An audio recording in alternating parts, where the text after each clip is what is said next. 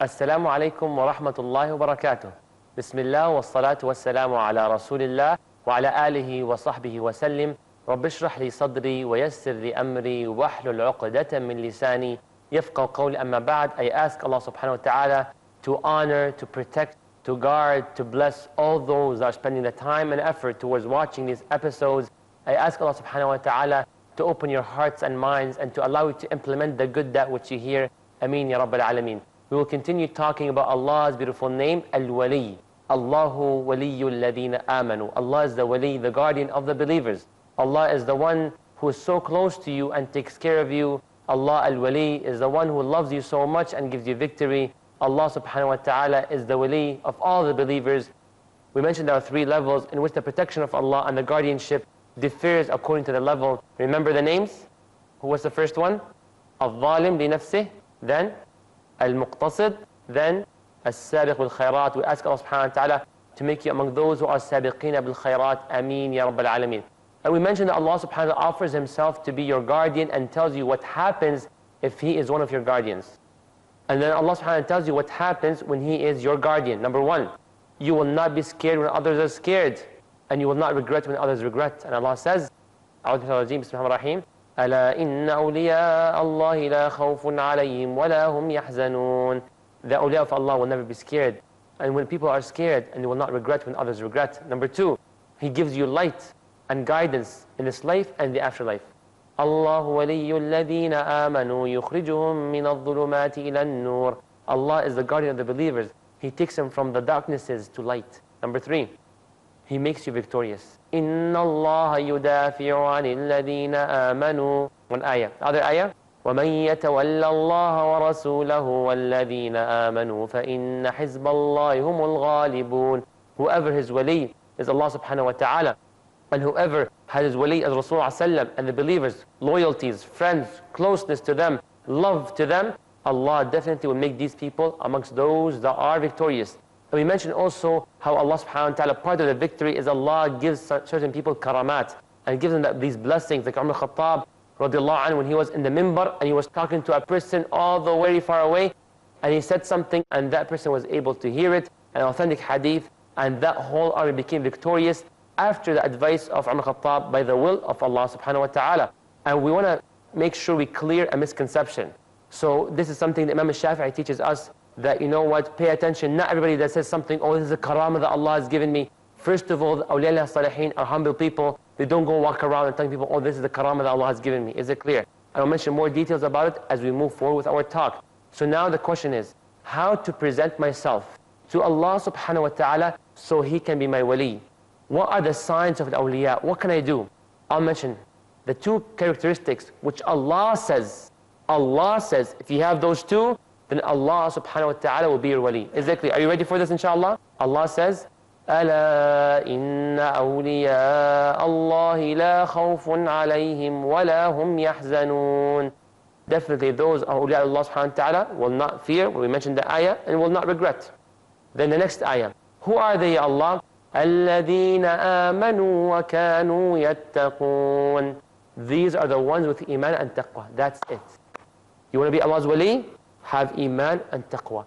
According to the level of iman, according to the level of taqwa, then Allah's wilayah and guardianship upon you will be dependent on how much iman and taqwa you have. The more iman, the more taqwa, the more protection. Is that clear, brothers and sisters? So we ask Allah to increase our iman and taqwa. So this does not mean you have to have a certain thing, certain lineage. If you come from this family, then yes, you're wali. If you're wearing this color thobe or that color these are not special requirements for a wali. It can be a sister wearing a Gucci purse, for example, wearing very nice glasses, haya. She goes to her friend's house, wearing nice clothing, respectful. She can be someone who having a nice car. It can be a brother who is a great soccer player. And these people can be from Allah's awliya, Allah's salihin. Is that clear? الَّذِينَ آمَنُوا وَكَانُوا يَتَّقُونَ. As simple as that. And everything I'm about to mention after this point is basically to increase the iman, to increase the taqwa. Question, what is taqwa? There are so many definitions of taqwa. I will share with you my favorite definition. Taqwa comes from the word wiqaya. Comes from the word wiqaya. Wiqaya means what? Protection or barrier. protection from what? Wiqaya from Jahannam. Okay, so what is that protection? How can you build that protection? You get that protection how? For Allah to see you where you're supposed to be seen, and for Allah not to see you where you're not supposed to be seen. So Fajr prayer comes, you're supposed to be in the masjid, or you're supposed to be awake praying Fajr, and you're not supposed to be on the weekends in the club, etc. So Allah should not see you there. Is that clear? So when you increase the numbers of places and things that you shall be doing, and Allah sees you doing, your taqwa goes up. The more you are away from places that are haram, you're not supposed to be at, your taqwa goes up. And that will strengthen that wiqaya. That's the taqwa that you have towards Allah subhanahu wa ta'ala. Is that clear? So we ask Allah to increase our taqwa as much as possible, bi-idhni subhanahu wa ta'ala, so Allah can be our guardian, so Allah can protect us, ameen rabbil alameen, in the dunya and in the akhirah as well. So one of the things that can increase the iman and taqwa, number one, the obligatory acts. Pay attention, obligatory acts. You don't have to go very, very far away. Obligatory acts, your wajibat, your fara'id. Allah says in a hadith Qudusi, Man aada li waliyan faqad adantu bil harb, right? Whoever harms my wali, irritate my wali, bothers my wali, wrongs my wali, I declare war on them. Then Allah continues and He says, وَمَا تَقَرَّبَ إِلَيَّ عَبْدِي بِشَيْءٍ أَحَبَّ إِلَيَّ مِمَّا افْتَرَضْتُ عَلَيْهِ. There is nothing that can get my slave closer to me. There is nothing more beloved to me than when you, brother and sister, do the obligatory acts. SubhanAllah. So what are some of the obligatory acts? For example, praying your 5 daily prayers. That's obligatory acts. Fasting Ramadan. That's something that Allah loves when you do, and that's one of the best things you can ever do to get close to Allah subhanahu wa ta'ala. Another thing, which is amongst the umbrella of obligatory acts, and I would like to dedicate a section for it, respecting one's parents. When you respect your parents, brothers and sisters, the wilayah and the protection that Allah gives you, wallahi, is unbelievable. How about I mention to you a hadith which is authentic, which Rasulullah says. Are you ready for this? Mind-blowing hadith. I'm in love with this hadith to show you how those that are good to their parents are among awliya'illah salihin to the top-notch level. Top-notch. Look at this hadith. Rasulullah he tells the Sahaba, whenever someone by the name of Uwais al-Qarni comes to Medina, make sure you ask him to ask Allah to forgive you. One more time, pay attention. The Prophet said to the Sahaba, and amongst them was Umar al-Khattab, Ya Umar, if you ever meet Uwais al-Qarni, who is from Yemen, ask him to ask Allah to forgive you. What? That person who is Uwais al-Qarni, who is not even a Sahabi. What do you mean he's not a Sahabi? Wasn't he alive during the time of the Prophet? You're right, he was alive. But one of the conditions of a Sahabi is that that person has to meet the Prophet ﷺ. So Uwais al-Qarni never met the Prophet? No, he never met him. Even though he was alive, while the Prophet was alive, yes. But why didn't he see the Prophet? I'll let you know in a moment. Umar al-Khattab radiallahu anh, the one who was promised Jannah, the one who was the best man after Abu Bakr as-Siddiq radiallahu anh, besides the Prophet, he was being told that when he sees that man, ask him to ask Allah to forgive you. Unbelievable. SubhanAllah. Brothers and sisters, you want to know why the Prophet ﷺ said that about Uwais? Because Uwais had a mother who was sick, and Uwais was so righteous to his mother that he was taking care of his mother. He was giving her her rights. He was taking care of her affairs. He was making sure that she's fine and doing beautifully fine, and he would get whatever medicine she needs, whatever support she needs, he was giving it to his mother. And this behavior raised Uwais al-Qarni to a level that Umar radiallahu anh asks Uwais, "Oh Uwais, ask Allah to forgive me." And Umar took this advice from Rasulullah. The Prophet died, Uwais never came. Abu Bakr as-Siddiq died, Uwais never came. And every time a group of people, they tried to go to Medina from Yemen, Umar Khattab is standing outside the skirts of Medina and looking himself and asking, is there someone by the name of Uwais al-Qarni here? Is there someone by the name of Uwais al-Qarni here? With all of that, no one answers. And every time a group from Yemen comes, he does the same thing. Until one time, he saw the group that came, is there someone who is called Uwais al-Qarni here? Then one time, a person says, yes, there is. And they call him, Uwais, Uwais, Umar ibn Khattab is calling you. He knows your name. Come here. What happens when Umar meets him? We will let you know, inshallah, after this short break. So please be patient. Barakallahu feekum. Wassalamu alaikum wa rahmatullahi wa barakatuh.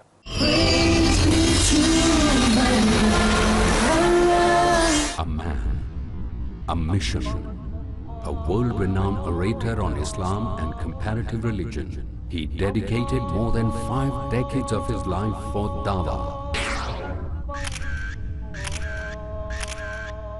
Ahmad Deedat. We Muslims believe that Jesus was the Christ. This book is an eternal book of guidance for you and for me, for the whole of mankind. It's a solution to the problems of mankind. The miracle is when you expect a man to be dead and he is alive. That's a miracle.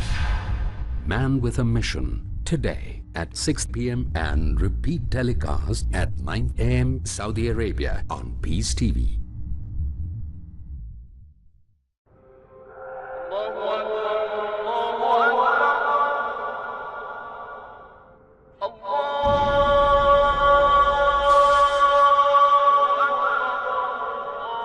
Salah is the mother of all worships.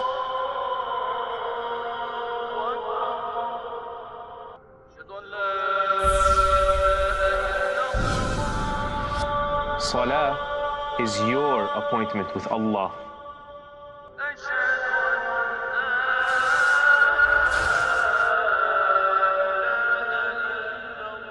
Salah is the safe haven of the believer.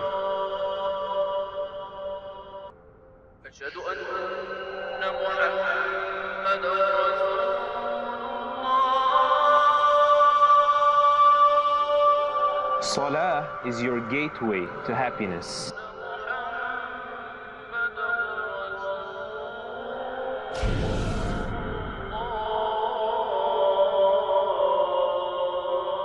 Salah is the wish of the deceased.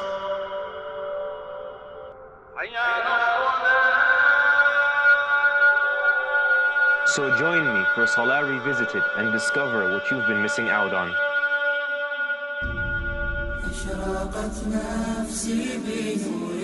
Understand the remarkable guidelines that help in making our Salah rewarding and acceptable in Salah Revisited, next on Peace TV.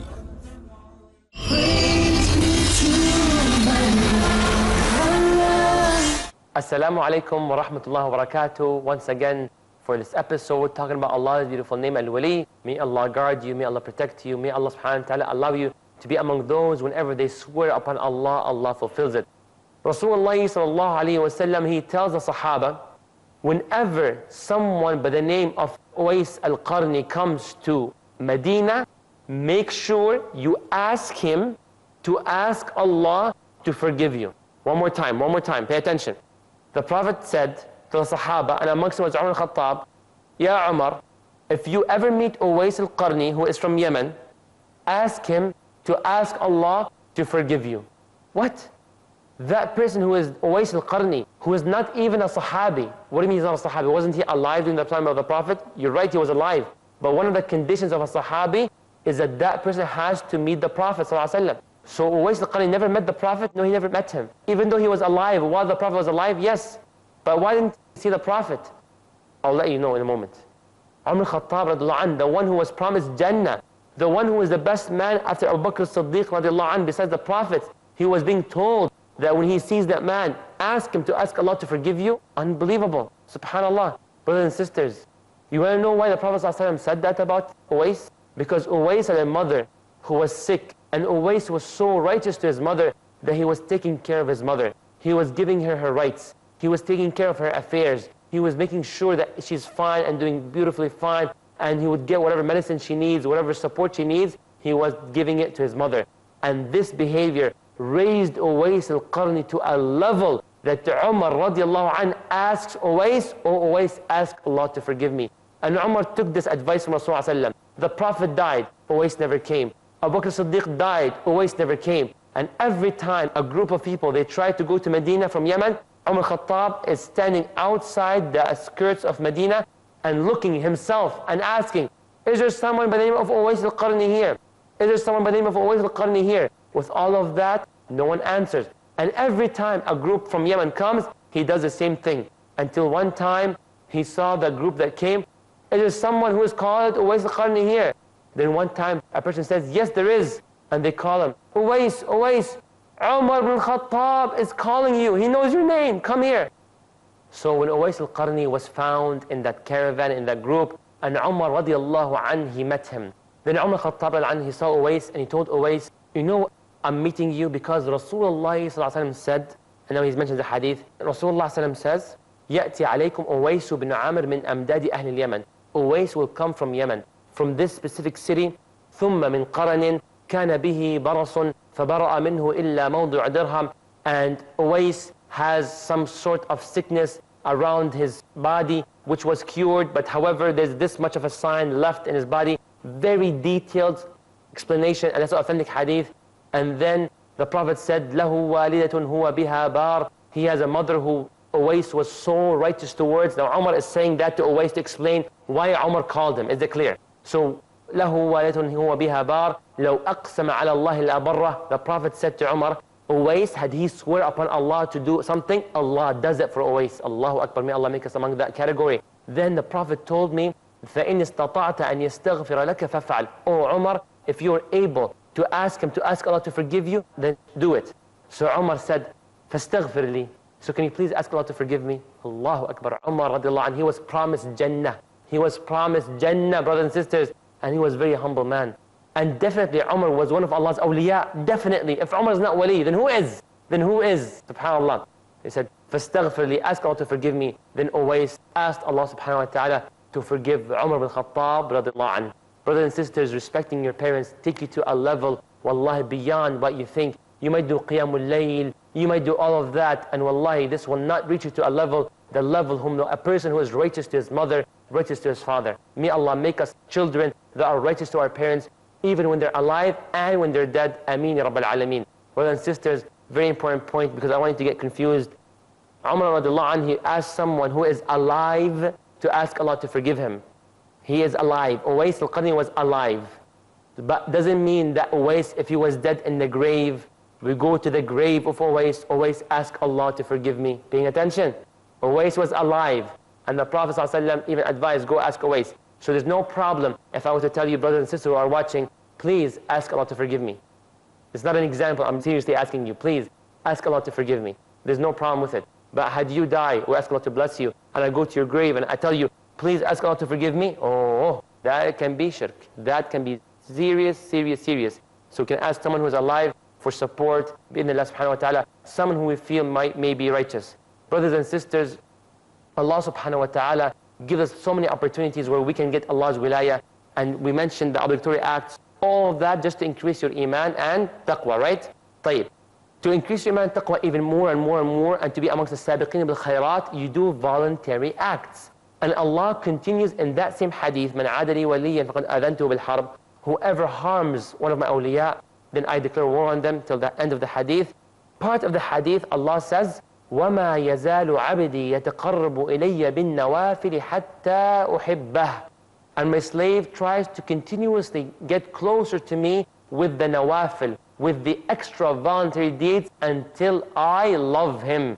Allahu Akbar. So there are certain people who are sincerely trying to get closer to Allah, so they go beyond the obligatory acts, so they do the sunnah prayers, sunnah fasting, nawafil, nawafil, nawafil, until Allah loves them. So then Allah says, فَإِذَا أَحْبَبْتُهُ. And when I love them, كُنْتُ سَمْعَهُ الَّذِي يَسْمَعُ بِهِ. I become the hearing which they hear with. وَبَصَرَهُ الَّذِي يُبْصِرُ بِهِ. And their sight which they see with. وَيَدَهُ الَّتِي يَبْطِشُ بِهَا. And the hand which they grab things with. وَرِجْلُهُ الَّتِي يَمْشِي بِهَا. And their leg which he walk with. وَإِن سَأَلَنِي لَأُعْطِيَنَّهُ. And if they ask me for anything, I will give it to them. وَلَئِنِ اسْتَعَاذَنِي لَأُعِيذَنَّهُ. And if they ever sought Allah's refuge, Allah will give them refuge. Subhanahu wa ta'ala. What does it mean that Allah becomes a sight which you see with? The hearing which you hear with. Allah subhanahu wa ta'ala will guide your sight, will guide your hearing, so you'll hear that which is good for you. Allah will allow you to see that which is bad for you. Allah will protect your eyes from the haram. Allah will protect your ears from the haram. One of the du'at explained this. He said, when Allah subhanahu wa ta'ala becomes the sight which you see with, that means that Allah subhanahu wa ta'ala will not allow you to see something that will destroy your iman. Allah will not do that. And had you see something that is haram, Allah will not make it sink in your heart. And had it sink in your heart, then Allah subhanahu wa ta'ala will allow you to take a lesson from it and take it away from your heart. So for example, one time I was driving, I kind of felt maybe something applies to it, Allahu A'lam. I was driving with a person, and there was someone who saw a haram poster, so like it was a woman or whatever. So then that person, when he saw this, said, A'udhu Billah, and what happened, they remembered Adhkar al-Masa, because they said, oh, Astaghfirullah. Then they remembered, oh, it's al-Masa, the evening. So there are certain Adhkar that we shall mention in al-Masa. So Allah subhanahu wa ta'ala allowed this thing, when they saw it, for them to remember Adhkar al-Masa. So they did Adhkar al-Masa, Ayatul Kursi, Al-Ikhlas, etc., etc. So voluntary acts. Brothers and sisters, can you please at least leave this talk, leave this episode with learning something you will apply the rest of your life? Please apply whatever the hadith says. In this hadith there are 4 chains. Halas? Rasulullah sallallahu alayhi wasallam tells Habiba an action item and advice. Rasulullah sallallahu alayhi wasallam tells Habiba a beautiful advice which she can apply. What does he tell her? He says, من صلى في يوم 12 سجدة تطوعا بنى الله له بيتا في الجنة. Whoever prays 12 rak'at of sunnah prayers, nawafil, extra prayers, what happens? Allah will build a house for them in Jannah. Every single time you pray 12 rak'ats of sunnah, I'm not saying 12 at the same time. Is it clear? So 12 rak'ats in general, Allah will build a house for them in Jannah. It can be, pay attention, 2 before Fajr, 4 before Dhuhr, 2 after Dhuhr, 2 after Maghrib, and 2 after Isha. What's the number? 12 in total. Is it clear? 12 rak'ahs of sunnah in total, Allah will build a house for you in Jannah. Habiba says, when I heard this from Rasulullah sallallahu alaihi wasallam, I never stopped praying the 12 rak'ahs. I never stopped. I would always pray 12 rak'ahs of sunnah during my day. Habiba said this hadith to Anbasa bin Abi Sufyan. Anbasa said, when I heard this hadith from Habiba, wallahi, I never stopped praying these 12 rak'ahs. Amr bin Aus heard the hadith from Anbasa. He said, wallahi, when I heard the hadith from Anbasa, that Habiba said that to him, that the Prophet told her this, I never stopped praying the 12 rak'ahs. Every time I do so, Allah builds a house for me in Jannah. So now a question, brothers and sisters. Will you have that same attitude? That when you heard this hadith, praying 12 rak'ahs, Allah will build a mansion for you in Jannah. Allah will design a house for you, will build a house for you in Jannah. Are you going to let go of this? Or are you going to say, after I watched the episode of Allah's beautiful name, Al-Wali, under this series of understanding Allah's beautiful name, I will never stop praying the 12 rak'ahs of sunnah.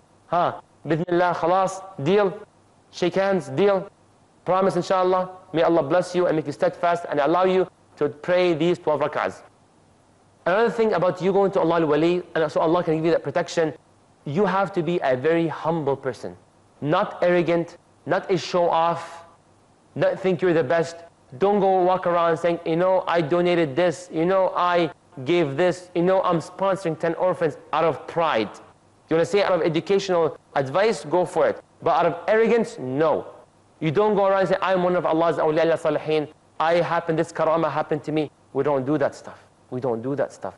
If the Prophet Yusuf alayhi salam himself was such a humble man, wallahi, this ayah crushes any arrogant person. Yusuf says, أنت ولي في الدنيا والآخرة توفني مسلما وألحقني بالصالحين. Oh Allah, you're my wali in dunya and akhirah. Ya Allah, make me die as a Muslim and make me follow the righteous. Ya Allah. So Yusuf alayhi salam, who was so humble, said, Ya Allah, make me die as a Muslim. Yusuf, you're a prophet of Allah. But he was so humble. Ya Allah, everything is under your control. Ya Allah, our hearts are between your fingers. That's authentic hadith. Suba'im min asab ar-Rahman. يُقَلِّبُهُمَا كَيْفَ يَشَاءُ. Allah switches the hearts and flips it the way He wills. So Ya Allah, make me die as a Muslim and make me join the righteous, subhanAllah. Brothers and sisters, something else that you can do to gain Allah's wilayah, and we mentioned many times, one of the fastest ways to get something from Allah is when you do it to others. Look at Abu Bakr as-Siddiq radiallahu anhu. Abu Bakr as-Siddiq, every once in a while, would go outside the masjid, would go for some time and distance, and then go to a house, knock on the door, and then that person will open the door, and Abu Bakr as-Siddiq goes inside. After some time, he leaves and continues his life normally. Umar monitored Abu Bakr as-Siddiq. Now, why does he keeps going to this house every once in a while? He continuously goes there, and Umar doesn't know what's going on. One time, Umar Khattab radiallahu anhu, he saw Abu Bakr going in there, and then Abu Bakr left afterwards. So Umar knocked on that same house. He said, Assalamu alaikum, wa alaikum salam. He said, can I ask you a question? He said, yes, what is it? who was that person just walked into your house? She said, I don't know who's that person. He said, yeah, but there was someone who walked in. She says, yes, there was a person who walked in.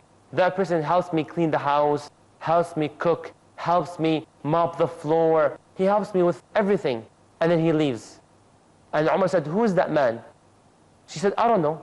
He never told me who was he. Allahu Akbar. He was the Khalifa of the Ummah of Muhammad sallallahu alaihi wasallam. Can you believe it? Such a humble man. But what he did, and this point I want to focus on, is that he was supporting others. And definitely Allah gives support to Abu Bakr as-Siddiq radiallahu anh during his lifetime. Is it clear? Support others. Perhaps sponsor an orphan. And bi'idhnillah, Allah will support you. Barakallahu feekum. I ask Allah to give you that wilayah, that protection, the highest level of protection. I ask Allah to make you among those, when you make dua to Allah, Allah accepts right away and gives you that which is best for you in the dunya and akhirah. I love you for the sake of Allah subhanahu wa ta'ala. Barakallahu feekum. Wassalamu alaikum wa rahmatullahi wa barakatuh.